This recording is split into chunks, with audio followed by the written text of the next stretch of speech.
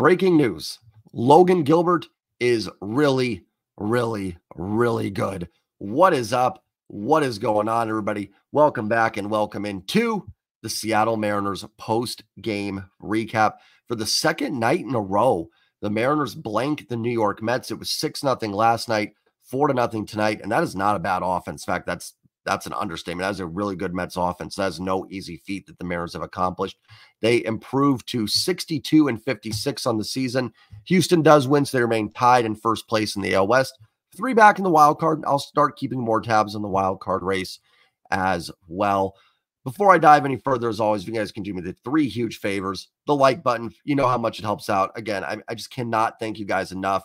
I get some videos that get close to like 200 likes. It truly means a lot to me. Comment your thoughts down below on the game, on the Mariners. Don't forget to hit that sub button as well if you're new here or just lurking. Still about half the views come from unsub people. I'm also 47 subs away from 4,000. So think about hitting it. I think there's a chance. There's a chance that number could hit tonight, especially after a great Mariners win. We can celebrate that, and I can celebrate 4,000 along with a tremendous W and a Seahawks win tonight. Seahawks defense looks dominant in a 16-3 preseason win, but we're here to talk about the Seattle Mariners tonight. Yeah, to blank that Mets offense 2 nights in a row is absolutely outstanding to be able to do that. And Logan Gilbert dialed in. I mean, one of the top pitchers in the American League. We talk about all the time. And listen, the Mariners have been perfect, but it's got to be so tough to come into a series as an opponent. And listen, like for the Mets, you come into the series and Bryce Miller is like your best shot to hit a starting pitcher. And Bryce Miller's been outstanding. Then you get Logan Gilbert and Luis Castillo. And I know Logan's had a couple tougher starts recently. He's actually really good against the Phillies the last time out. Before that, I think it was who was it before that? Because it would have been Boston was a tough outing for him. And the Angels was just kind of a weird outing where he had one inning that sort of got away from him. But Logan has been really all season dialed in. And we talk about every starter is going to have a couple rough starts. You can't expect them to be perfect every time out. He leads the American League in quality starts. His ERA is under 3.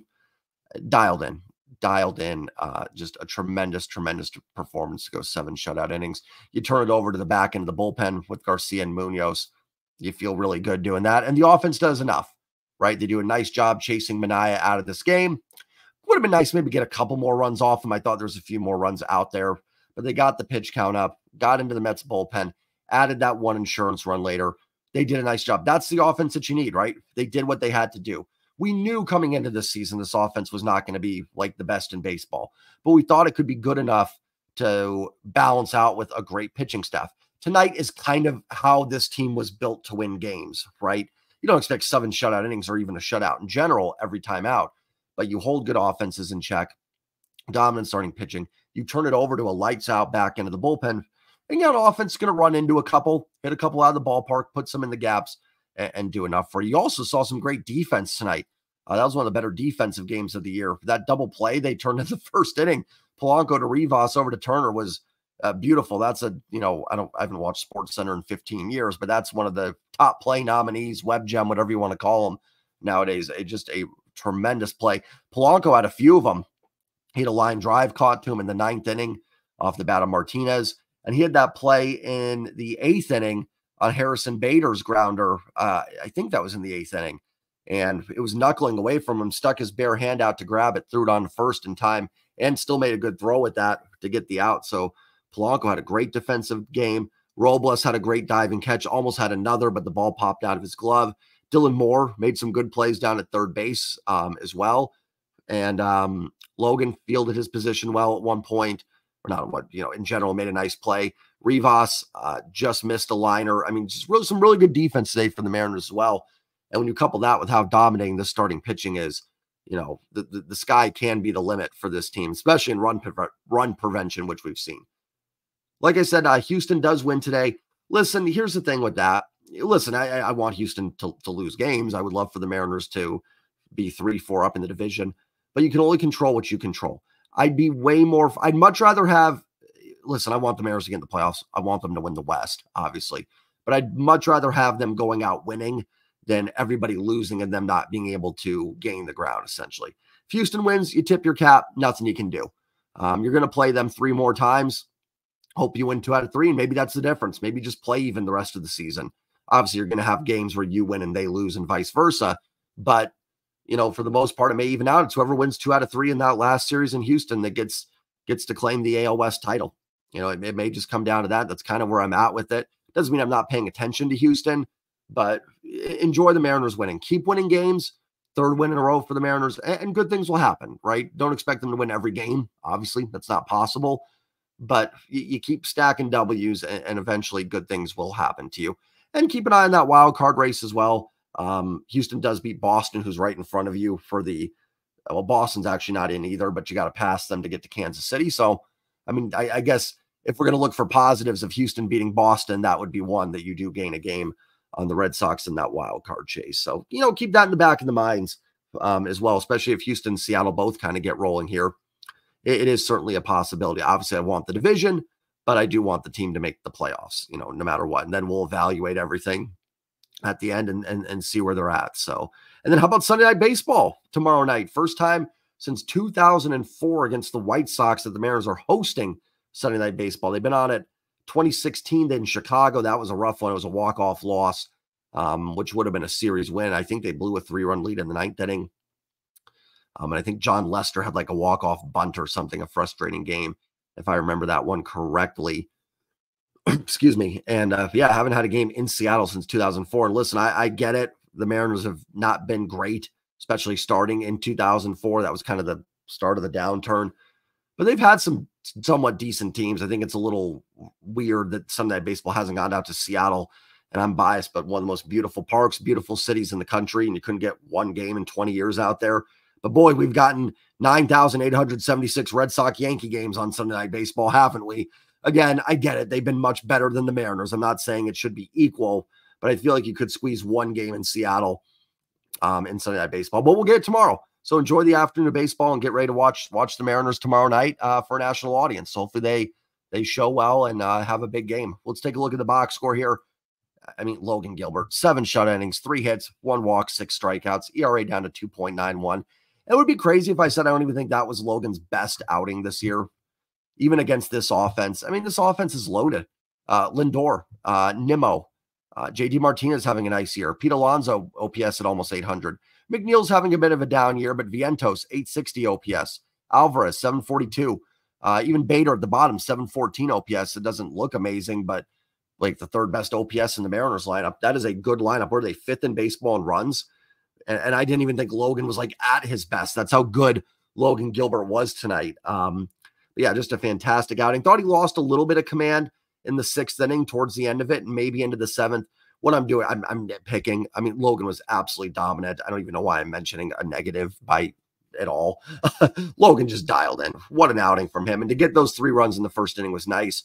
It's been something that Logan Gilbert hasn't got a lot of this year, is the run support.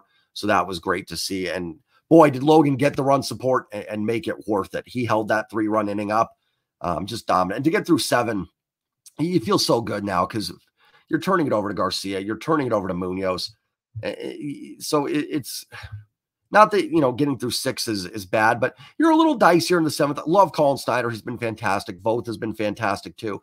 But your 8th, 9th, you feel really good. Like as soon as Logan got to the 7th, I kind of looked over. I was like, I think this one's over because Garcia and Munoz should close this down. So a great outing from Logan Gilbert. Unfortunately, just his 7th win of the year. Again, if I know I repeat myself, but anybody knew, I don't put any stock into wins, losses for pitchers. But I know they want to get the wins. So good for Logan. Congrats to him on a dominant performance. Jimmy Garcia with the shutout 8th, gave up 1 hit, and Munoz with the shutout 9th, 1, 2, 3.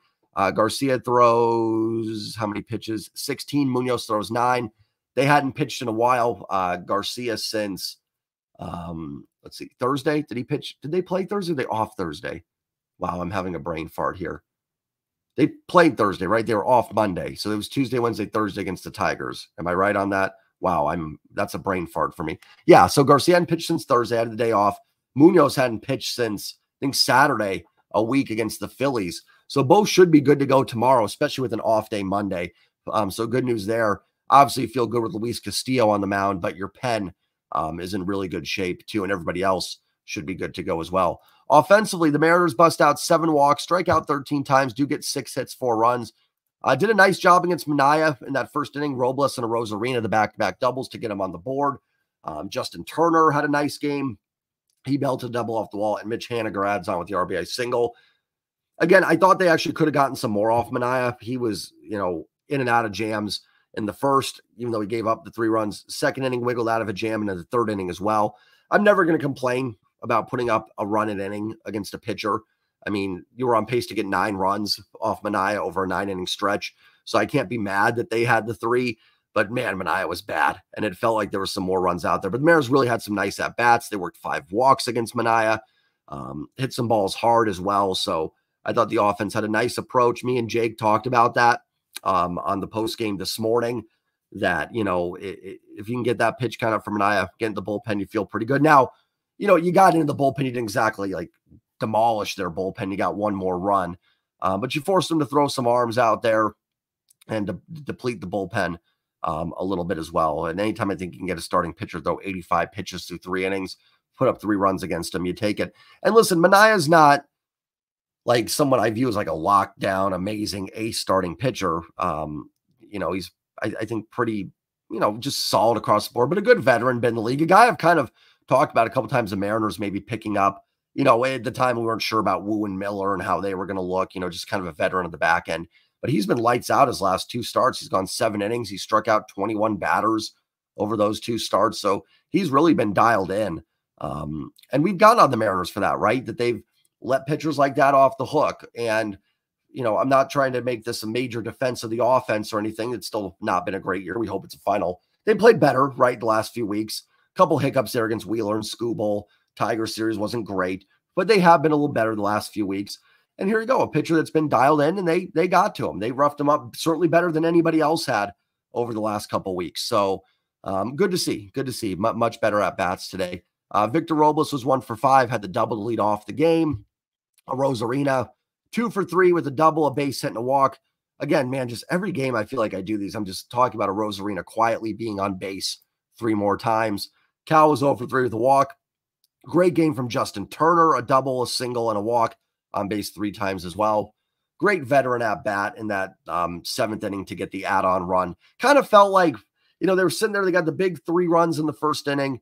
Felt pretty good, because Logan was just so dialed in, but you're sitting there going, yeah, I don't want that to come back, that they haven't added on. You get kind of nervous, like you let him hang around, and then, Martinez singles, Alonso goes deep or something, and Lindor, and boom, it's 3-3 before you can even blink.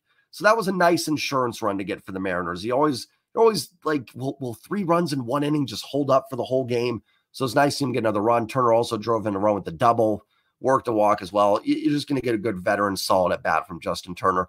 And listen, we've been right. Like, this team has had some acquisitions that haven't worked. We've talked about the Jesse Winkers, Colton Wongs, Adam Frazier outside of the postseason heroics, Mitch Garver, AJ Pollock.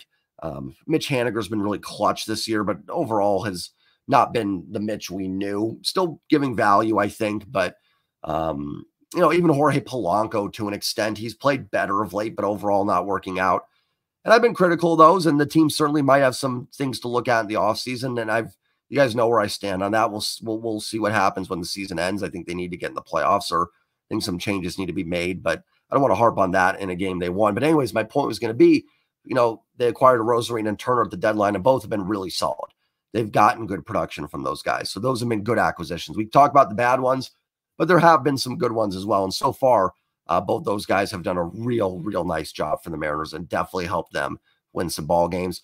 Polanco was 0 for 4. I will say a little misleading 0 for 4. I thought he stung 2 or 3 balls pretty well and had a really good defensive game.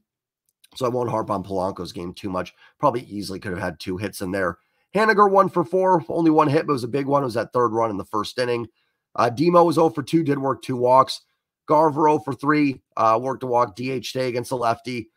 Again, he's scuffling. He has hit lefties this year, and Manaea is a guy you feel like he should hit. Thought he missed some cookies from Manaea, was able to work a walk against him, which was good. But man, you really like to see him punish a guy like that.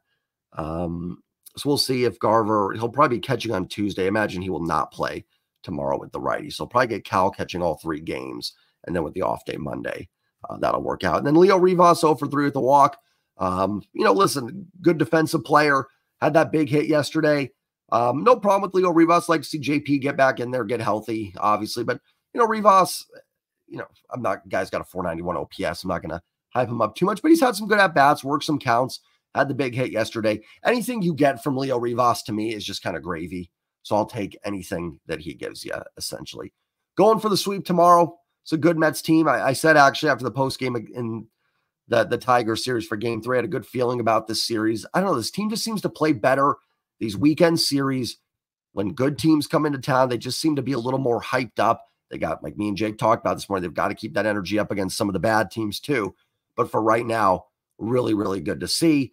Getting some of those vibes back, 3 wins in a row, going for a sweep tomorrow. You got to feel good with Luis Castillo. They couldn't finish off that sweep against Philly, but you're certainly not facing Zach Wheeler this time around. So I know they're facing Severino. Haven't checked his numbers. Not sure how he's been doing this year overall, but certainly not on the level of a Zach Wheeler. So hopefully Castillo can outdo him. Offense does what they've been doing this series, getting some runs early, right? It holds up, and then you play out on late. Nothing wrong with that strategy at all, and it's worked. Let's see if the Mets will score a run this series. Maybe the Mariners can blank them again. I would not bet on that. I think the Mets will probably get one somewhere, but really dominant pitching performance here this series for the Mariners. Let's see if they can finish up the sweep, get a well-earned day off, and then a huge, huge road trip, Detroit, Pittsburgh, and Los Angeles. I'm going to get out of here, guys. Enjoy your night. Remember to like, comment. Remember to hit that sub button. Let's see if we can hit that number, that magic number of 4,000 tonight. Love you all. Take care. Enjoy what's left of your weekend. And as always, hey, go Seahawks with the W today. But also, and maybe more importantly for this channel, go Mariners. Peace.